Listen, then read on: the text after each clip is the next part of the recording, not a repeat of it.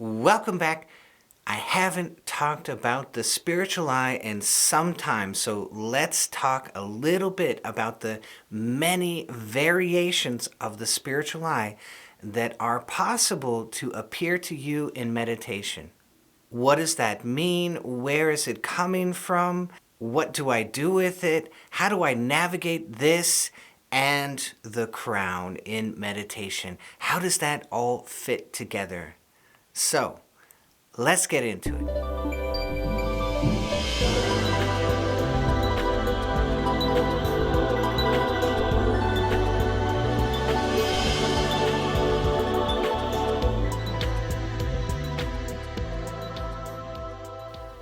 Very often, the spiritual eye will appear very far away. It might be a little scintillation of light. It might be a halo of white light. It might be half of that light, so it's a full circle when you see it completely. But when you start seeing it, it might only be half of that circle of light, or you might see the other half, or it might be over here, it might be down here. But you might see some part of that circle of light. Usually in the beginning it will be white, and then over time, as it gets deeper and more clear to you, it might appear gold.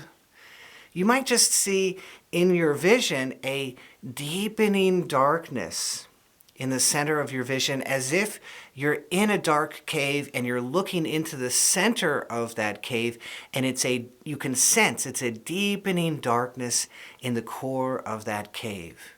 And then you might see that deepening darkness is actually a indigo or a blue or a violet. And it's very, very deep and very, very beautiful to behold. So purple, violet, indigo, blue, all of those are possible. They're all shades of this cave, or just a simple deepening darkness. It's dark here, but it's really dark right there.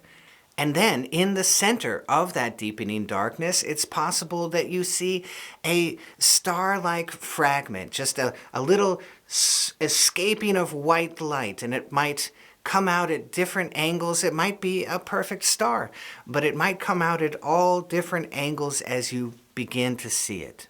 Sometimes the gold will appear green to some people, and sometimes they will see the center of that cave or the golden light, and they will tell me it looks like a blob. Sometimes it's difficult to see if something is going in or if it's coming out at you, and some people see it as if it's coming out at them, and it looks a little bit like a blob. It's one of the funnier ones. So all of that is the spiritual eye, and it might just be a little edge of light around the outside of your vision. It just might be just a tiny little edge on one side or the other. And so pack all of that into one condensed whole. That is the spiritual eye. And when it appears completely, it will be a golden ring, which looks like an aurora. It's just an aurora of a golden ring, and then a beautiful indigo core. And then inside of that indigo, there is the star, the white light, piercing the very center.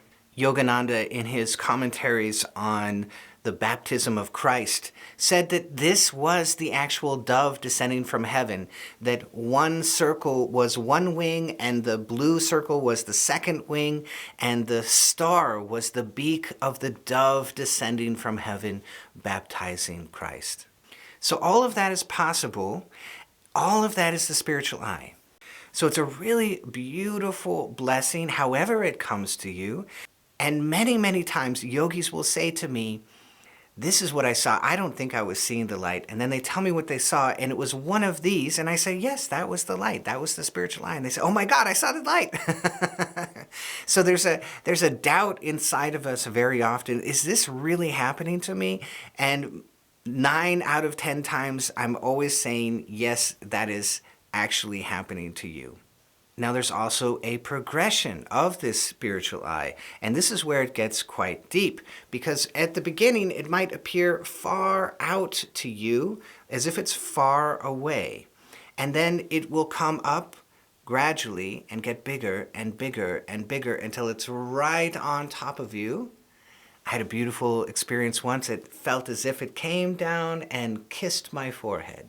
I thought, oh, how sweet. Isn't that beautiful? So it gets quite big and quite close, and then you will notice that the outside ring, it might begin to spiral. These are all the same, okay? It might begin to spiral. It might appear as sheet lightning. That spiral kind of spins off and goes over your vision in a repeated interval, okay? And then third, that golden light may begin to come over you as you are going into the cave. And this is really deep. All three of those are very deep, but the last one is especially deep, and it signals to the yogi that you've entered into this phase of extreme, just very, very, very powerful relaxation from your left brain. You're letting go of that very, very powerfully. So you're entering wonderfully into a profound surrender. And that's exactly what you want. So all of this is a signal. All of this is a road sign. And I was in a lineage where they put intense emphasis on the spiritual eye. And I was just dogged for that spiritual eye. I mean, to the point of breaking. I remember walking down the stairs in the Pashulan ashram, and the higher self just kind of downloaded something to me. It's like, look, you need to cool off or you are going to mentally break. And I'm like, oh, okay. I think it's time I learn to relax. So you have to hold these things lightly, as I've said before. You have to hold your spiritual goals very, very lightly. And that will lead to the correct results much more quickly than being so left brain intense in your practice. That will actually sabotage yourself, which is what you don't want. You don't want to sabotage yourself. You want to progress naturally and easily. So I was very much after the spiritual eye, and it started appearing to me, and I kept going after it very, very doggedly, and I saw every inch of the spiritual eye. I'm an absolute expert in all of the visions of the spiritual eye, and yet it didn't give me the ability to go into the deep state, which is after the spiritual eye, the process of going through the spiritual eye. So seeing it clearly by itself is not the way. It will not work. You have to let go. You have to surrender. And that's a process actually of expansion. So when you see the spiritual eye, don't think I'm going to pierce it, because that will bring in your left brain conscious mind of force of will, and that will absolutely not work. You have to let go. And a better attitude, a beautiful attitude, is to expand and embrace. Oh my God, you've come to me, thank you. And you give a big hug to that spiritual eye. And now you're embracing it, now you're surrendering, and now you're entering into expansion, which will lead you towards the correct part of your brain to use in this deep meditation. So I used to hold the spiritual eye very, very high, very, very intensely, and actually this was a wrong road. I went down this road and it was wrong, and I found all of the pitfalls inside of that road. I know all of them because I fell into all of them. And so I want you to avoid that and understand it's really a road sign.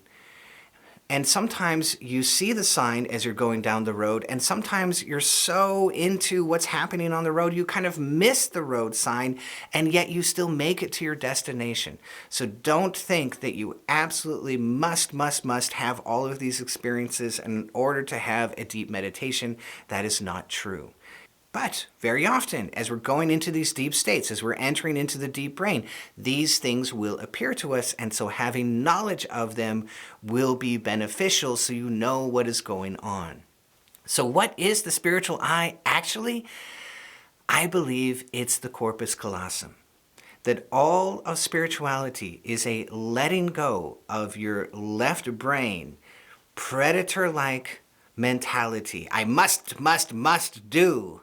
And letting go into your larger self, this expansive state which is in the right brain.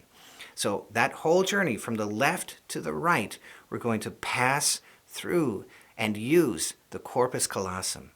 And so it could be that we are having a vision of that corpus callosum, or it could be, more correctly, that we are entering into experience of the right brain, which holds all light. The right brain holds all the light. And so you're entering into that holder of light, and voila, we have a vision as we're passing to that side. Now, some people will see the spiritual eye and they'll see it over and over again. They'll go, oh, that's great. That's wonderful. And they will naturally hold it very lightly. And some people will see the spiritual eye and it will shake their belief in the outer world. It will shake that. Oh my God, this internal thing that I'm doing is actually real. And oh my God, this internal world is real. And it will shake their belief in the outer world. And because they see that spiritual eye, they will actually drop down dramatically in their outer desires because they realize it's not as real as I thought it was. And this internal world is becoming more and more real. And that actually happened to my guru Ashokji. He said he saw the spiritual eye and his desire in the outer world, remember he was an engineer, it just dropped down dramatically. And he realized, oh my God, this internal world is absolutely real. So it can shock through you that way. And that's kind of beautiful, isn't it? So it's wonderful to see the spiritual eye. It's wonderful to use the spiritual eye. And yet my guru told me, he said, look, if you're overusing the spiritual eye, then that is going to lead you to visions and powers. And if you really want internal realization, you need to use more of this pathway through the medulla up to the crown.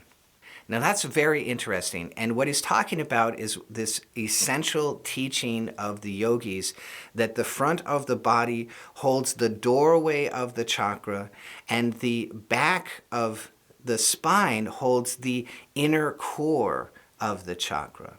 So we have your home in the chakra and we have the doorway where we come out and meet other people. We interface with the world around us through that doorway. And then we close the door, we go inside, and we have this internal experience. And so that teaching was essential to Ashokji, that front of the body versus the back of the body. And you see that in the spiritual eye, that we have the front of the spiritual eye, and then we have the back of the spiritual eye in the medulla. So we have a core that we want to go down to for realization, and we have a front where we go out and we interface with the world. And that's where the visions and the powers come into play. So Ashok emphasized this medulla pathway for realization, that this is what the Kriya Yoga is really all about. We want to use the medulla. The Kriya Yoga should be using the medulla every single time. And we then feel ourselves float up above that medulla and float all the way to the crown. And there are levels within that the yogi might experience and feel. And all you have to do is just go along with that ride all the way up to the crown. And now the crown is really the edge of you, you see. So here is you, the personality, and here is expansiveness and everything else. And now you're getting into the lotus, the expansiveness. What does the lotus do? It expands. What do you do in the deep brain, in the deep right brain? What is the essential process? You expand. And that expansion leads to absorption and the non-dual state of samadhi. So that's what we want. We want to come up the spine and go into the crown and expand. Now that might be a little bit confusing because some lineages will say, look, you're going to go through the spiritual eye and then you're going to go into the infinite. And then other lineages will say, well, look, you're going to go through the crown and then you're going to go into the infinite. So which is correct? Well, both are correct. Both are correct. Because the actual passage is through your brain. So some yogis will feel as if they're going through the spiritual eye and then into the infinite. And then some yogis will feel as if they're going through the crown and then into the infinite. But what is actually happening, again, is this journey from the left brain of being engaged in a personality outside to going inside and into everything in the right brain. That's the actual passage. But you might feel it's through the spiritual eye. You might feel it's through the crown. Okay, wonderful. So it's just happening inside of the brain, and this is the way we might feel it this way, or we might feel it this way, or we might feel it another way. So why emphasize going through the crown and not using the spiritual eye so much? Well, because the spiritual eye can become kind of pinched. You can have too much of an attitude of, I'm going to go through this thing, and that will block you. So it tends to be more balanced and easier, and you tend to be more withdrawn and in line with the process of expansion and enlightenment when you are using the crown. But that doesn't mean you won't automatically have a vision of the spiritual eye, because it's all the same thing, right? It's just happening inside of the brain as you go through it. And so you might still have the same experience of the spiritual eye, whether you feel as if you're orienting yourself this way or you're orienting yourself this way. So still the same experience might happen, but it tends to be more balanced and easier on you when you tend to use the crown. So when I see the spiritual eye, I should run away from it because it's not good for me? No, that's not what I'm saying. I'm saying don't focus yourself at it 1,000,000 times in the front of your face, or it may turn into a problem for you, as it did for me, and as it did for many other yogis that I have heard from. The other day, I heard from a wonderful student. He goes, I was having this feeling of falling up to the crown, and then my crown would tingle, and that tingling would cascade over my whole body. And I spoke to this meditation teacher. He said, just ignore all of that. He goes, so now I'm listening to you, Forrest. Should I ignore that, or should I actually use that? Oh my God, please use that. When you go up to the crown and you have that tingling sensation, first of all, you're beginning to get in touch with the superconscious mind. When you feel that resonance between you and the crown, when you feel some of that, just a little hint of that, imagine that you are actually reaching up and grabbing onto the superconscious mind. It's a glorious thing. And then what you're probably feeling as it cascades all over your whole body is that you're entering into the freeze response just wonderfully. So you're going into this deep brain state, and so what you'll find many times is, I'm working on getting these deep states in the body, and sometimes I get it right, and sometimes I don't, and then I just keep working on it, and it gets stronger and better and easier, and then you will just hit the deep brain, and boom, the deep brain will line up everything for you. And that's what you're noticing, that, oh my God, I hit the superconscious mind, and then boom, everything aligns in the body wonderfully. All the past work that I did just lines up inside of the body, and the body enters automatically into a deep state. And so that's that freeze response coming over you beautifully. And that will bring you into more and more interiorization. And then you will experience more and more of this expansiveness through the crown. And where does that expansiveness begin? I kind of felt myself in the air around me. I spoke to a yogi yesterday. It said it felt as if I had a second self outside of myself. So here's what I am used to calling myself, and then I felt this second self outside of me, like this far. That's it. That's it. You are feeling the expansion. You are feeling the spaciousness. And this is it's small, right? But it's a mini absorption. You're actually absorbing into the superconscious mind, which is not this. It's identified with all of this, right? So you're entering into that much, and it's gargantuan. It's huge. Okay, what do I do with that? Soak in it. Become the holy potato and soak all of that in. All of it. Soak in the medulla, soak in the crown, soak in that expansiveness. And along the way, if you see the spiritual eye, wonderful. If a vision appears in the center of the spiritual eye, wonderful. We take it, we say, oh my God, thank you. But this deep process of using the crown, that's the highway. That's the highway into the infinite. So I hope you loved this. If you did, be sure to hit that bell down below so I can see all of you next time.